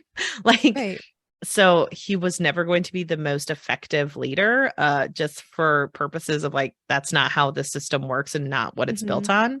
So I do think it's interesting that everyone is always talking about how wonderful Lon is, and it's like, yeah, but he was very ineffective because he couldn't make the right decisions, and he couldn't do what he needed to do, and he couldn't show power. And like, yes, it's helpful if you can see 6 steps ahead in a game of chess. That's super helpful. But it's not helpful when you can see 6 steps ahead, but you still can't make a move. And that's like a very Lon issue, where he just wanted to rest and wanted approval. And like, he was very good at the talking and the negotiating, but when it came to the action, he wasn't there. He wasn't the right person. And so it is interesting to like see that from him, and then see Hilo, who I think is also a very interesting character, because Hilo is like, in this book we see a shift, and it's from the peacetime into the wartime. We see how Lon was starting to be kind of revealed as not super effective during this point in the clan's history, and how Hilo has now become the leader, and how things have quickly shifted from like kind of uneasy waters to full-on storm. And how he handles things so differently and can be very effective, but it's still also make sure your life jacket's on situation. And also, like, I do like that in Hilo we see a character who, like, in most other books, the hot-headed person is also the rule breaker. So it's very interesting to see the hot-headed, volatile person be like, who's no, I'm perfectly happy following the rules. Follow the rules. We do things according to the books. Yeah, like, I'm going to follow Lon. Like, yes, I get to work within the triangle he set for me, and I will push the boundaries of that triangle. But the second I know that the boundary is there, I'm going to stop. It's a very interesting character trait to have, because then it's almost like he can't get out of those boxes and triangles that Lon set for him, because now that he's pillar, he's still doing all the same things, because that's all he knows how to do. And he hates every other part of this actual job, but it's not good enough to be like, I never wanted this job, so I'm only going to do the parts I like. It's like, that's a really bad idea. Like, you can't just fight. You can't just make the Mikes like be your people, because that's going to offend a lot of people, and you're not going to be like, it's almost like Hilo expects not to be a pillar for a long time. So he's like, well, I get to do what I fundamentally think is right. And so I will do things that most people will disagree with, and I won't live long, because here's my thing. I think that Hilo is fearful of turning into his grandfather. We see in this that he has a terrible relationship with his grandfather. He's always hated him. He's been the least favorite of his of the grandchildren, and his grandfather throughout this book like says terrible things to him, berates him, blames things on him, tells him he'll be terrible as pillar and all this. And it's one of those things that he sees him in his old age struggling with dementia and being just an awful person, and seeing how he also will just kind of upend things for their family, like helping Doru escape and everything. And I think Hilo is so fearful of becoming that he's almost just pretty flippant about the way that he acts as pillar, where there's no self-preservation there, because he's like, I need to act now to improve things, because I don't want to be here a long time because I don't want to turn into that. I want to go down in history as being somebody who was powerful and effective and change things for the better. And once I've done that, peace out. Like, I'm out of here. But it's so funny because like in doing that, he's definitely turning himself into his grandfather, because like his grandfather could treat and did like that. His grandfather would do all of those things. And he, like, just like his grandfather, was the one who was hardest on Shay. And like, he is turning into his grandfather. So it's very weird to read, where you're like, your deepest fear is being this person, but by trying to fight is that the way that you it, read it as well, that he's fearful of becoming that? I think so, but I also think like, I think he is it's so hard to describe, because I think he's very fearful of becoming his grandfather, but I think he also just appreciates, like, he drank the Kool-Aid from a young age that their family is correct and their family is the justified. Clan is the way that you do things, like all goes to the clan. And like, he sees like all the violence and everything as an extension of what needs to happen. Where like Lon was like, I want to move forward from this. I want to make us legitimate. I want us to be in power for forever. Where like Hilo is willing to go down in flames because he thinks that the way the clan has existed forever is just fine.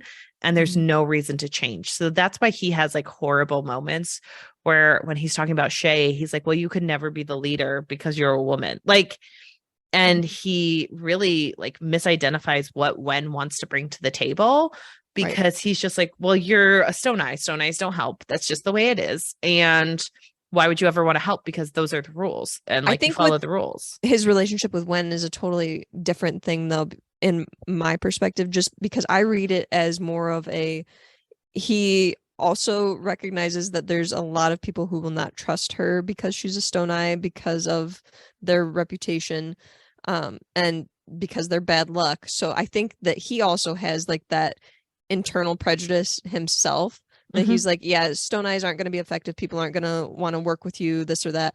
But also I think that I know you've mentioned this before, but like, he's such a hypocrite that he doesn't realize how effective she can be. When you love someone like so much, you do become a hypocrite and like throw everything out the window because you're trying to protect them. And I think that that's how he is with her, that he's just like, no, you can't, no, you have to stay out of this. No. And her being a stone eye is almost an excuse for him, where it's like he wants to protect her so much that he's like, just give her a piddly job to keep her busy. I want her out of here. I don't want her to be involved in this because she needs to stay safe. She needs to be safe at all costs. My life means nothing. Hers means everything. And it does throw away a lot of opportunities, but he's like blinded by love and also his internal prejudice.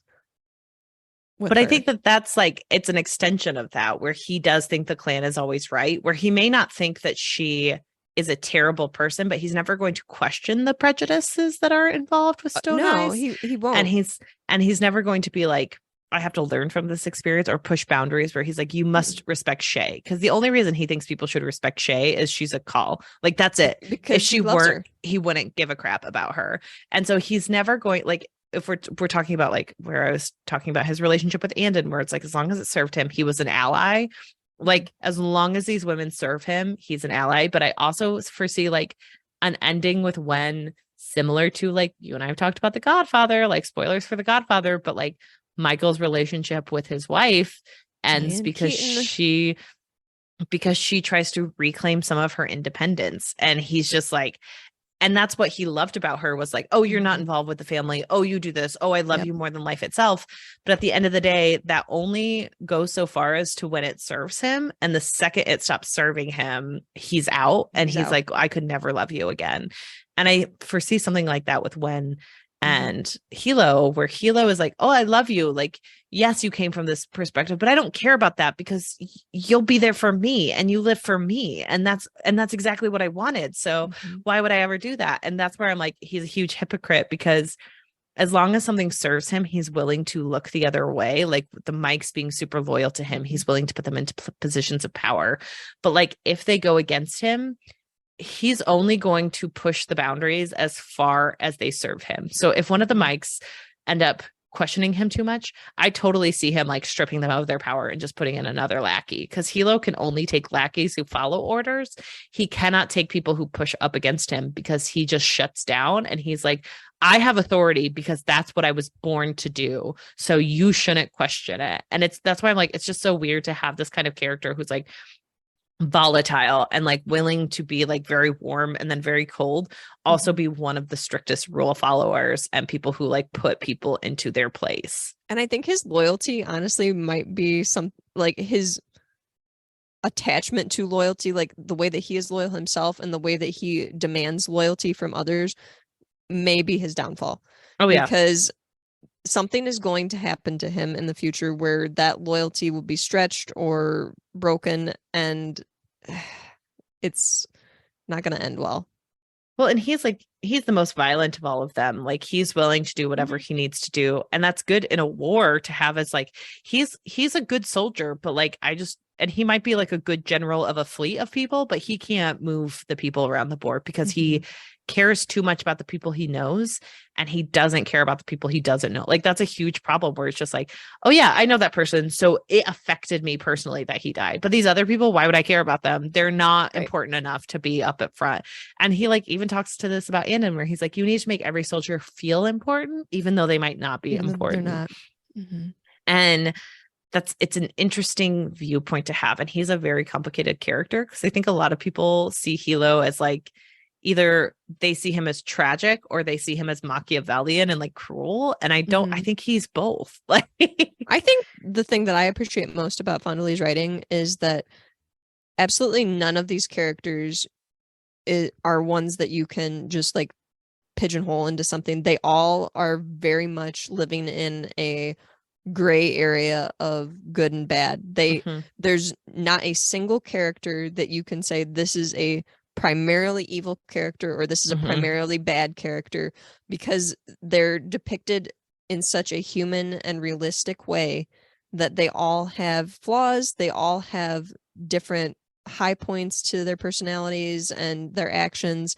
And it's even Barrow, who I absolutely hate as a character, you can understand the motivations behind the characters. So even characters that we don't get a lot of time to sit with and are coded more so as being evil characters. But yeah, I think the thing that I enjoy most about Fonda Lee's writing is that none of these characters can be just pigeonholed into something. They're all inherently gray characters. Nothing is bad and nothing is all good. And the character motivations can all be understood.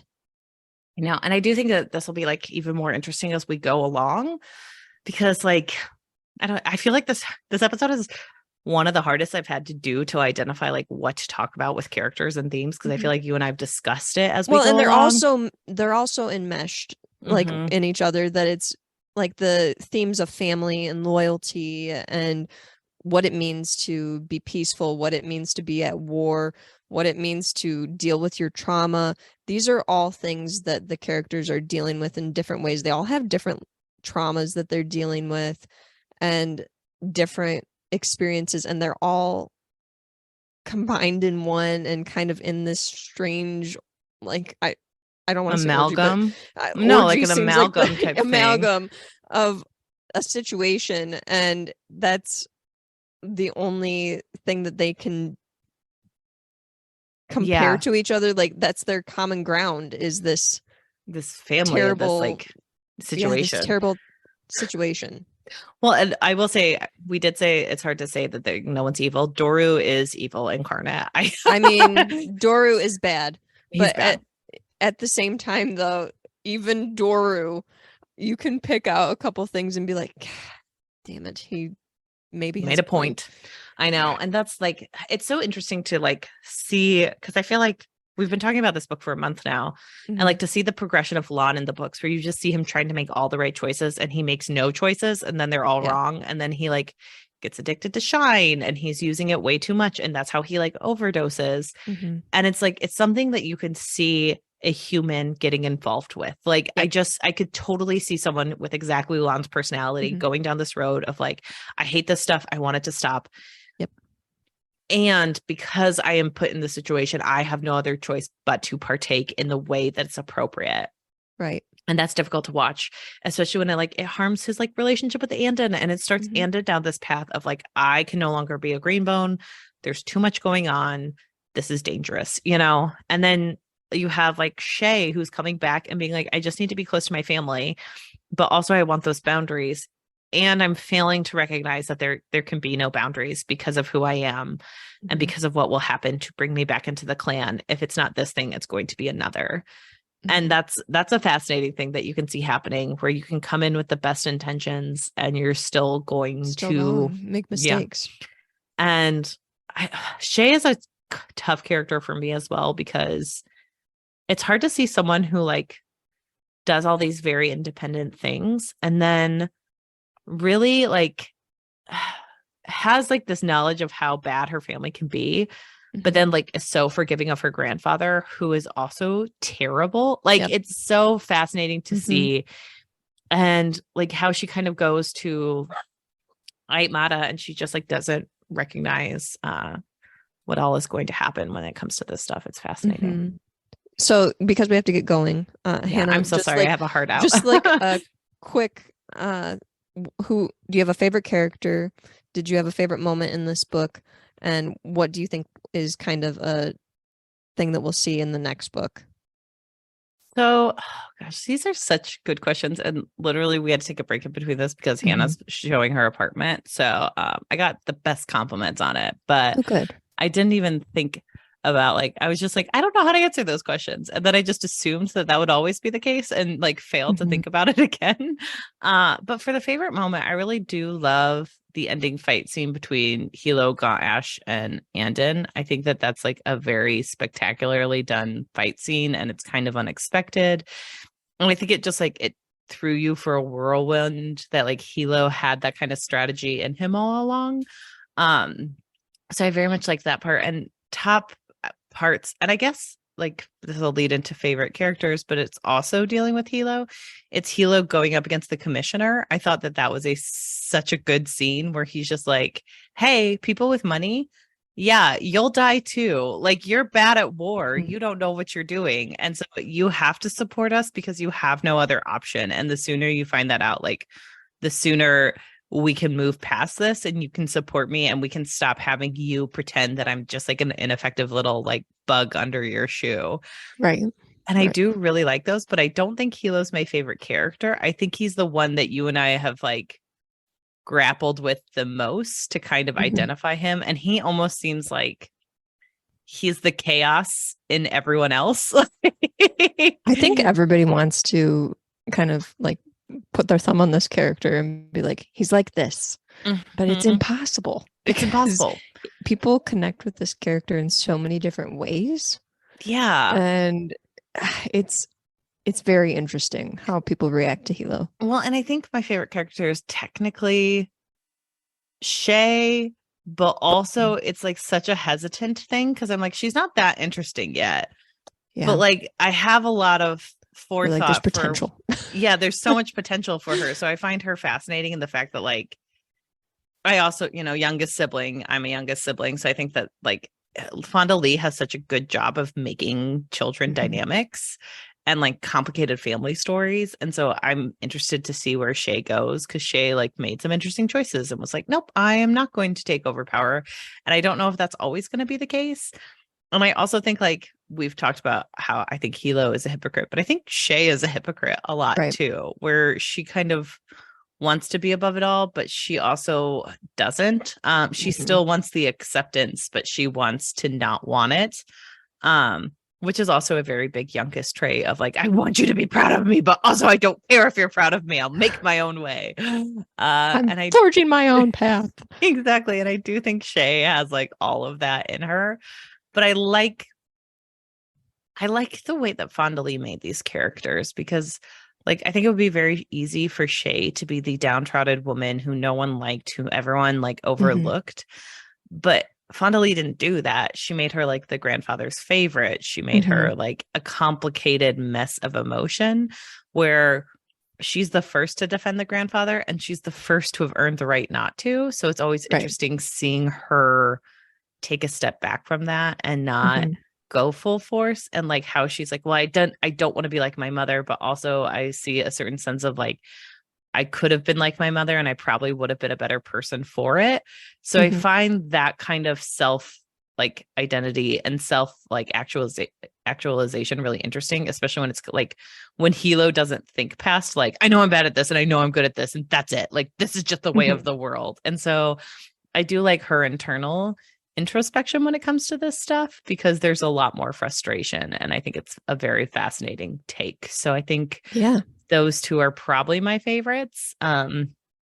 Yeah, I don't know. I think I like most about this book is what the characters do for the story. I don't know if I necessarily like characters as much in this story as I have in previous books. It is hard to be like, so-and-so is my favorite character. Yeah. Because I was trying to think, because I'm like ready for you to turn this question back on me. Like, who's your favorite character? And so I was thinking about it and I'm like, I guess Hilo maybe. Yeah. But at the same time, I hate him. So yeah. At the same time, he sucks, and he should like his wife more than he just loves her and thinks she's a being to have sex with. Like, yeah, it's like he sucks and doesn't think about people, but then at the same time he does, and it's so complicated. But I think maybe the reason that he's so far the character that I'm going to say is my quote unquote favorite is because he's extremely interesting. Yeah. Because there's all these different facets to this character. Like, this is the character that really just keeps you guessing, because the minute you think you have him figured out, you don't. Right.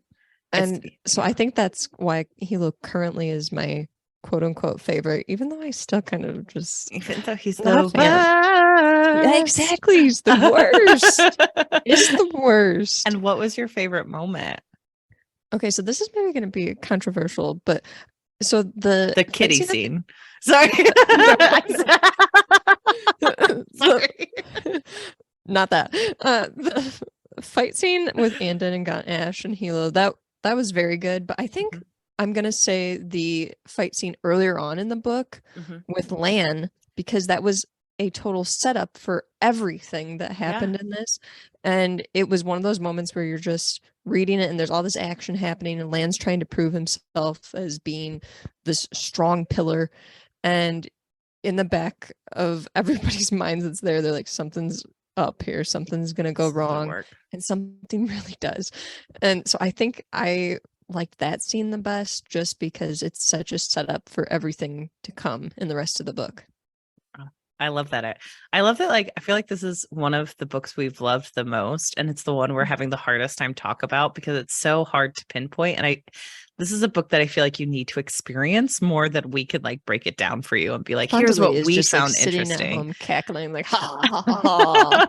I know. She's just so amazing. And like, you're right, because I don't like fight scenes, and I'm listing a fight scene as one of my favorite moments in the entire book. And like, you tuned into the fight scenes. You knew what happened. I knew what happened, guys. It's so interesting. And like, I don't know. And I love that neither of ours is Andon. Shout out to our number 2 listener who had issues with Andon. But Andon is like, I don't know.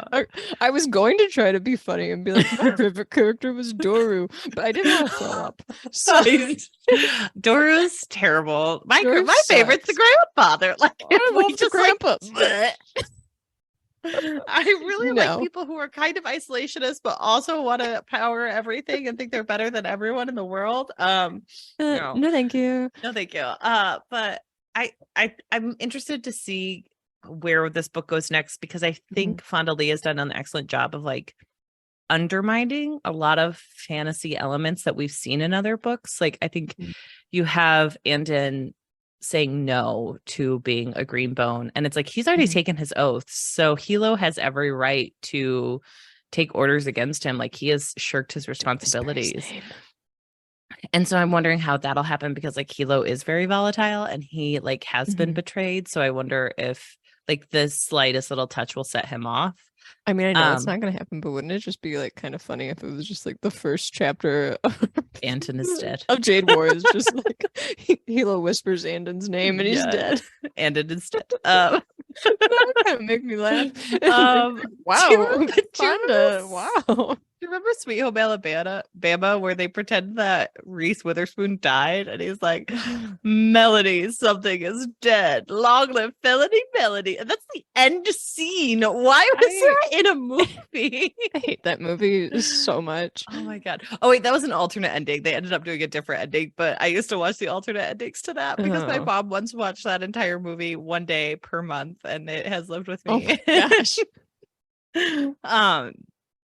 But no, I think it'll be interesting to see where Andon goes, because like he has forsworn his oaths, which is so unique in a character who like I know we've talked about it on our Discord, so join our Discord, but we've talked about Andon as the reluctant hero. But I also feel like he's not the reluctant hero, because and that's the thing, I'm having a really hard time like pigeonholing any of these characters or like labeling them reluctant hero or this one's the villain or this one, because they all are so human. Gray. They're like, all human. Yeah, they're all living in this area that's very gray. There's no like really like definite personality traits that we can just pull out and be like, this is this one, this is this one, this is this one. And it's extremely interesting. Well, in this book, it's so fascinating because it's like I could see a different path being taken by different authors. And like I feel like Fonda Lee always takes a path that she very much knows is going to happen. But it's interesting to watch which paths she takes, because like another author would have just had Andon take his oath and then keep dealing with it. Another author would have had Hilo like take a moment to sit with Andon and be like, don't worry, everyone feels like this. It is normal. Like, you know, like I feel like Andon is someone who thinks he is the main character in this story, where he's always like, it's different for me. And it's like, well, it could be. You're not wrong. Like, it seems like you are highly sensitive. But also you could be blowing this out of proportion, because we haven't seen any other character go through this yet. All we can do is take your word for it. And I think with Hilo, it's like, that's why everyone wants to pinpoint what's going on with Hilo, what's making him tick. Because with Andon, it's like, oh, well, he's just Jade sensitive. And I'm like, but is he? Because like, we don't know what other young people his age are doing. I could see in another world where he just like has blown this out of proportion, similar to the way like Lan did with his like, I must wear all this jade and I must do this. Like, yeah, like insecurities get played up, and something so simple becomes something so much more, and it can like become their ruin.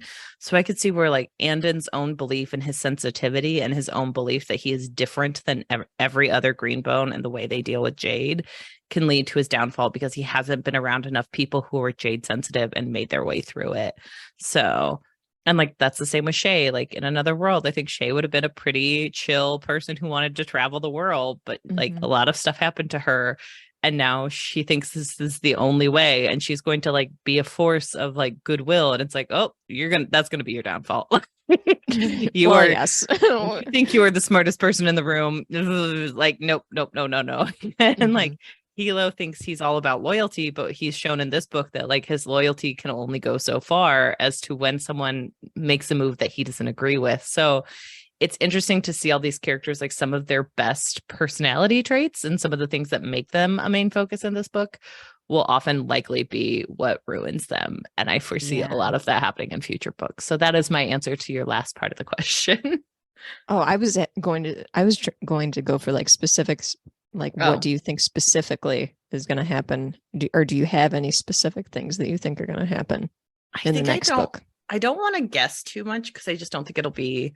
I think like right now I'm just like, anything can happen. Like, I don't know. So I love the podcast, The Newest Olympian. And before he was covering the Percy Jackson books, Mike Schubert covered Potter books. And it was always very funny to me because Mike would make like bold predictions about what was going to happen. And sometimes he was very wrong. Like when he was covering the Potter books, he would be like, Ludo Bagman is totally the bad guy. And he was like so dead set on Ludo Bagman, and that was just a total throwaway character. Yeah. But I was just kind of wondering if you had any like predictions, like will Hilo die next book? Will this happen? I don't think Hilo's going to die in the next book, because I feel like he's a character who will last through it all and be like sad at the end and like powerless, because that's kind of his worst nightmare. But I see Wen dying for sure. And probably she's pregnant, because that always seems to happen, especially like mafia books a little bit. I see Shay carry on the family name. I see Shay being like she's going to go against the family. It's going to happen. She's way too like strong-willed not to. Coming back. I don't know. I feel like Shay will be kind of at some point overcome by the whole motto of it all, and maybe become that in her own family. I don't know. Maybe. I could see that. I do wonder if we're going to get like Jade Wars, a civil war in K-Con that weakens all Green Bones, and then foreign invasion happens in the third book. Could be. Because like we've had little whispers of issues with foreign nationals coming in, and they're getting people involved now. So they are setting up those chess pieces. So I think, I think Shay's gonna end up with what's his face. What was that milk toast man's name? Gerald. Gerald's gonna come back, and he's gonna be real hot. White man Gerald, and he's gonna be with Shay to the very end. That's my wild guess. Laura, what are some of your wild and non-wild guesses? I don't know if I have any wild guesses. I want to say that Andon's going to play a bigger role in this than we think, just from the way that this has kind of ended in the first book. And for better or worse, I feel like Andon is going to play some kind of heroic role. Right. In regards to helping, I want to say, the No Peaks.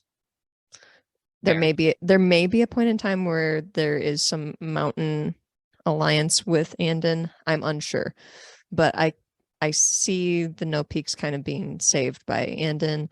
I'm seeing Shay. I keep wanting to make the whole Michael Corleone connection, even though these characters are not one-for-ones of The Godfather. Right. I keep wanting to make the connection of Shay is going to fall in love with Diane Keaton. Shay loves Diane Keaton. But I just kind of want to make that connection because Michael was like the reluctant family member that had not wanted to have anything to do with the family business and all this, similar to Shay, who gets pulled back in and then is effective at the job. So I keep falling back on that kind of becoming a thing. I think Hilo will die. And I don't think he's going to end up sad boy Hilo. I think it's going to be one of those things where, because I mentioned this previously, he is so fearful of becoming his grandfather. I think he will be one of these people that's going to be like, I'm going to die in a blaze of glory. You will never make me become my grandfather. And I kind of see that happening. Yeah. I don't know if it'll happen in the next book. I would say maybe it will happen in the next book, but I can also see it happening in like the beginning of the third book. Right. And then Shay kind of getting her own leadership role in the third book. Or maybe not. Maybe Hilo makes it to the end and Shay never becomes the leader. I think she'll still become the leader. She's definitely going to become the pillar. I just think he will survive something and he will be powerless in the end.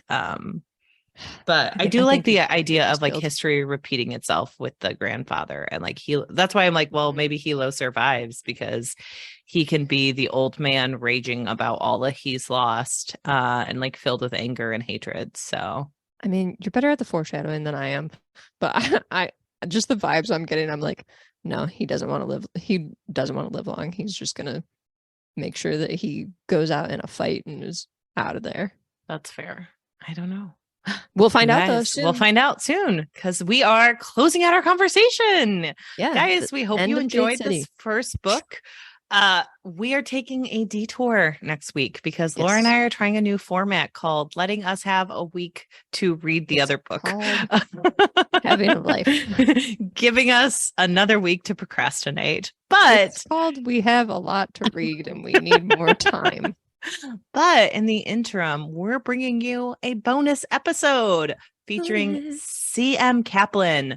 The Fall is All There Is. They wrote this book. It is up for SPIFBO right now, which is self-published. I think it's in SPIFBO 9. Oh, right now. SPIFBO 9 right now. So read it, look up the reviews on it, see what's going on and percolating. This is a funny and also like trippy and weird book. I am digging it. I can't wait to talk to them about it. And we will be talking next week about it, asking them all about SPIFBO, asking them all about their book, and just having a hey old time. And then we will be getting is when the episode will come out. So get ready, people. get ready, get that book right now. If you haven't already, get it on your Kindle. Come on, guys. Like, let's get those sales up. It's good. I really like it. It's been a fun time. And then we're gonna get into Jade War, and then we're gonna have a bonus content afterwards. So make sure you're also checking ourpod.com. We have our entire reading schedule. We got some kinks worked out, so we will be posting what our next authors interviews will be, and there are some awesome ones. So like, keep focused on that. Yeah. That's where we're posting everything, so it's always helpful to know. You could also follow us on our Instagram and Twitter at OWWR Pod. You can follow us on Hive, where we oftentimes forget to post, but it is better than Twitter. And you can join our Discord, where we chit chat about Jade City and our reading. I would really like to have some more people on that Discord, because it's fun to chat on there. Yeah, it's a fun time to chit chat. So everyone join our Discord. I need to put up a link tree on our bios very soon, because I told Laura we had one and we haven't been using it as much. So we will be putting that up momentarily, I'm sure. And make sure you can email us at ourpod@gmail.com with any inquiries or thoughts about these episodes. And we have a Patreon. We do have a Patreon. So join our Patreon. We have like $3 to $10 things. If you do a $10, you get to pick a book we read and review for you. And this Friday, I believe we're doing a watch party, hopefully, of some of the patrons with the Country Bears. I love the Disney movie, The Country Bears, and Hannah has never seen it. So I was like, can we please watch that so I can get your live reaction? So I believe we will be doing like a teleparty on Zoom of some sort and recording it. And we will upload the episode after we watch it, so no one has to join us. But we might have to stop this multiple times, though, because there's so many jokes in this that I feel like get overlooked. And it's like the corniest movie ever. Oh my goodness. So yes, be prepared for some information coming out on that, because we want everyone to have fun with our bonus episodes, and that is a funny one. So we'll watch out for those, and please rate, review, and subscribe. Rating, reviewing, and subscribing is a really good way to get people involved with the conversation. With a new book series, like, it's always a little bit weird shifting. We just got over the murder bot, and now we're in Jade City. It's a little bit of whiplash. So like, having people come join the conversation always makes it that much more fruitful. So please join along. Please rate, review, and subscribe. Thanks for listening. And thank you so much for listening. Make sure you're buying CM Kaplan's book. The Fall is All There Is. Go buy it now. Go get it. It's book 1 in 4 of Mercy series. Spitbo right now, people. Bye. Bye.